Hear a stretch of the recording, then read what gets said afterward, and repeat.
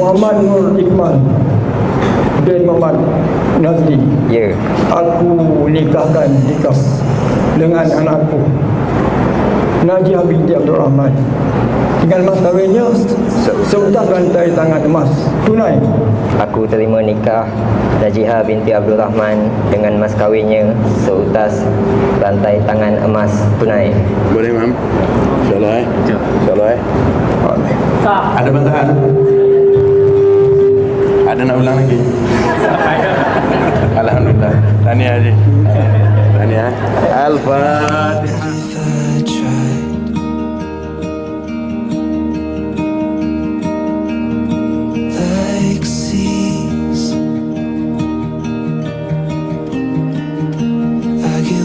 Inside your eyes,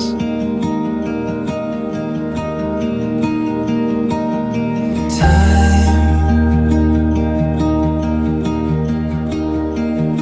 doesn't move when I'm with you.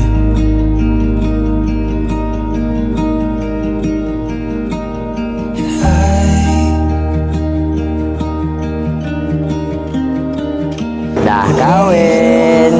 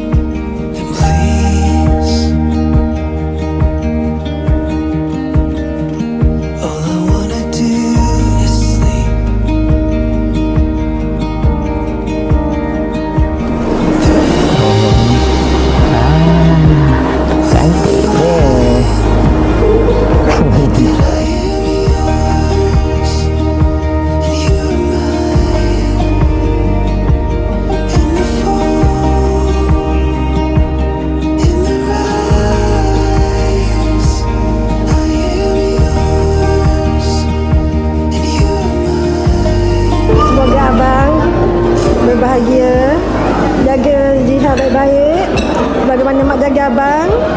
Mak saya abang.